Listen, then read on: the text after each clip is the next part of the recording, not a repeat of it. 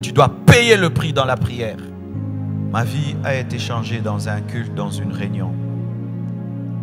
J'étais venu, j'avais 21 ans. Et mon pasteur prêchait, il enseignait sur l'appel de Dieu. Il a lu la parole, mais pour moi, je n'ai pas entendu qu'une lecture. J'ai entendu la voix de Dieu dans la voix de mon pasteur.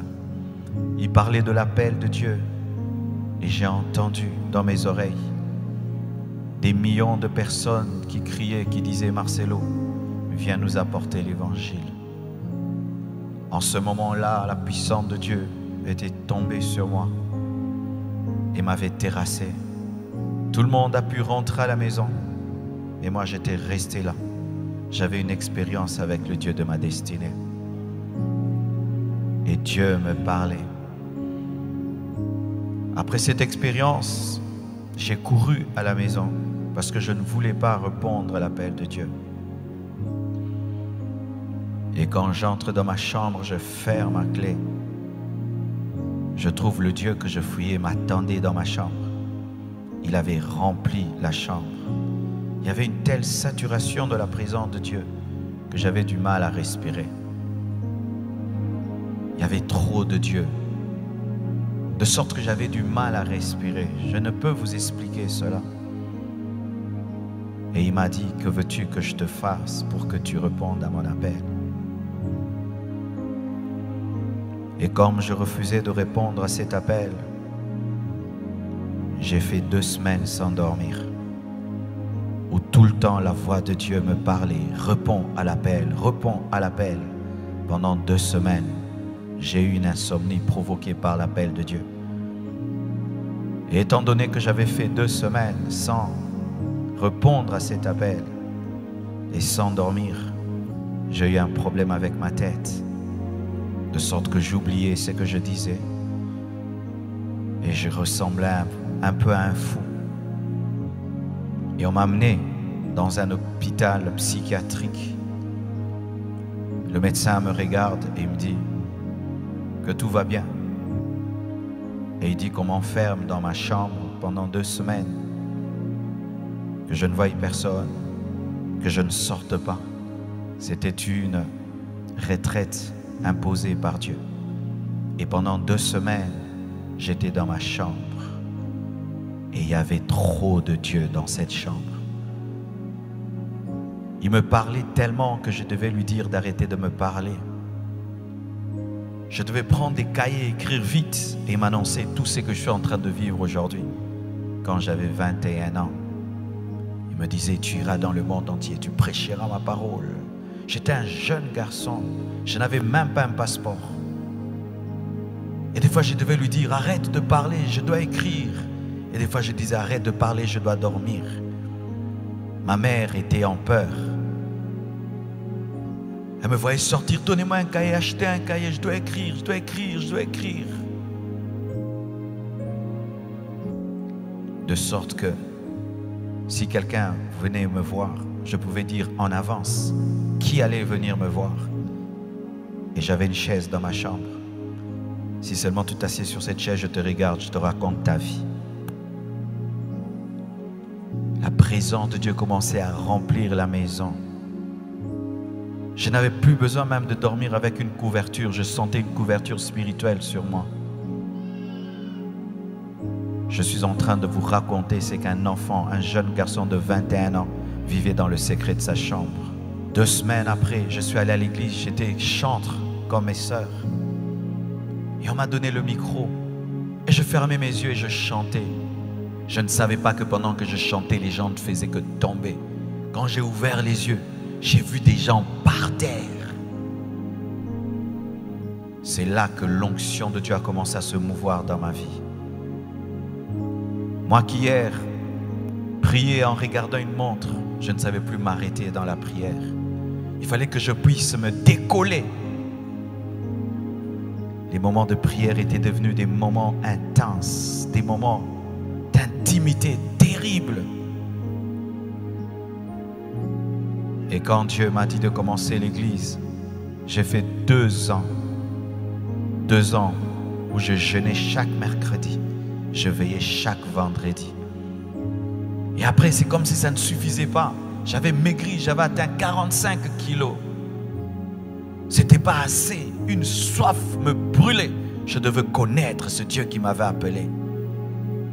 Je suis allé dans un jeûne de 11 jours où je ne prenais que de la bouillie.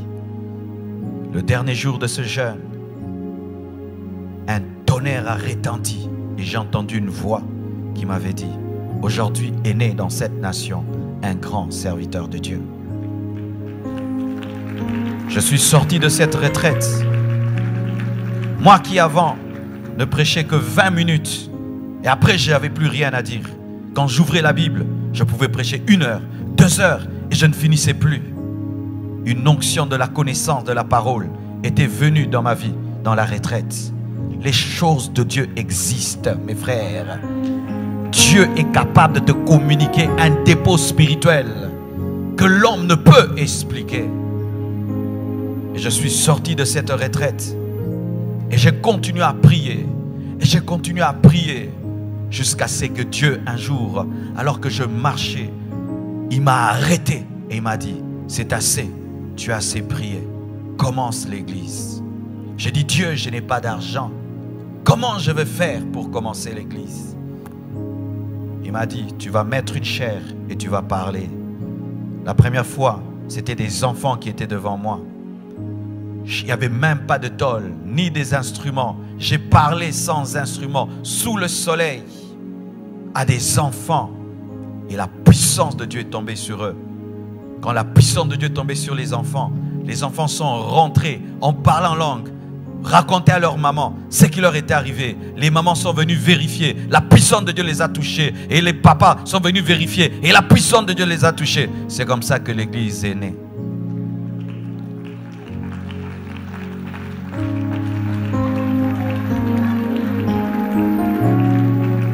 Et j'ai commencé à servir, à servir, à servir.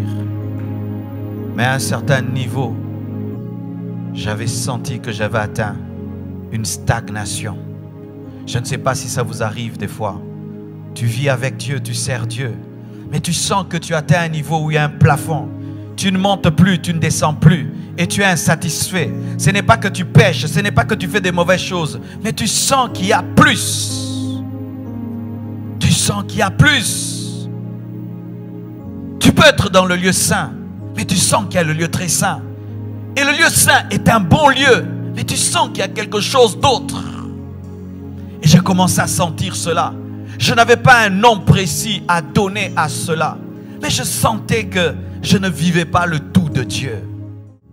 Et un jour, dans une vision, je vois un homme de Dieu dans un songe. Il me dit: Marcelo, tu sais que tu es comme moi. Je dis: moi, comme toi? Non, je ne peux pas être comme toi. Tu es trop grand. Il m'a dit: non, tu es comme moi, mais tu dois payer le prix dans la prière. Tu dois payer le prix dans la prière. Et alors là, j'ai commencé. Un esprit de prière est venu sur ma vie. Je pouvais commencer à prier à 6 heures, assis sur une chaise jusqu'à 16 heures. Et je ne sens pas le temps passer.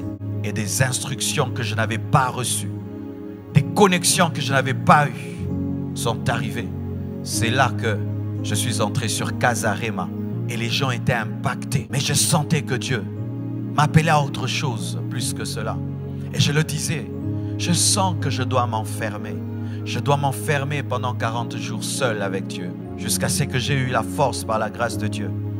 Je suis allé m'enfermer dans mon bureau avec des bouteilles d'eau pendant 40 jours. Je suis sorti ressuscité. Dans ce jeûne, je suis mort spirituellement. Et dans ce jeûne, je suis sorti un autre homme. Quand je suis sorti, je suis allé faire une croisade qui avait réuni 15 000 personnes. J'ai prêché l'évangile. Un homme était paralysé, il a marché. Des malades étaient guéris. 500 personnes se sont converties et toutes ont rejoint l'église. Après ça, c'est quand le ministère s'est ouvert sur le plan international que j'ai même rencontré l'homme de Dieu et que tout le reste a commencé à se passer. Qu'est-ce que je veux vous dire, mes frères? Il y a un prix à payer. Il y a un prix à payer. Tu aimes cette chair, on te dira qu'il y a un prix. Tu veux la voir, tu dois payer un prix. C'est vrai que Christ a tout accompli pour nous, mais voici comment Christ fait. Il achète une chose pour toi et il la pose sur la table. C'est à toi de venir la prendre. C'est pourquoi il dit, venez à moi vous qui avez soif. Tu dois venir, tu dois aller. Sinon tu mourras et jamais tu ne deviendras l'homme que tu dois devenir. Je t'assure, le jour de ta mort, Dieu te présentera un autre toi-même que tu aurais pu être, mais que tu n'es jamais devenu parce que tu n'as pas payé le prix qu'il t'a demandé. Chacun de nous dans son esprit entend toujours un prix qu'il doit payer. Chacun de nous. Celui-ci, Dieu lui dit de veiller. Celui-là, Dieu lui demande de jeûner. L'autre, je ne sais pas, Dieu te demande de faire des veillées de lecture de la parole. Jusqu'à quand tu vas reporter à demain le prix que tu dois payer? Jusqu'à quand tu diras, je le ferai, je le ferai, je le ferai, je le ferai, je le ferai? Tu risques de mourir et sans jamais devenir ce que Dieu a dit que tu seras. Et pour cela, il faut la soif. C'est la soif qui te permet de monter sur la table de Dieu et dire, Seigneur, je le prends. Mais si tu n'as pas soif, il aura tout accompli pour toi. Et il présente sur une table, mais tu ne sais pas prendre parce que tu n'as pas soif. J'espère que ça vous a plu. Alors, si vous voulez encore ce type de contenu, merci de les mettre dans les commentaires. Restez connectés parce qu'ici, nous sommes dans Découvre ta destinée. Abonnez-vous car nous aidons les chrétiens à trouver leur mission de vie et découvrir. C'est pourquoi Dieu les a créés. Et likez la vidéo, partagez à d'autres personnes. Restons connectés et je vous laisse avec ça.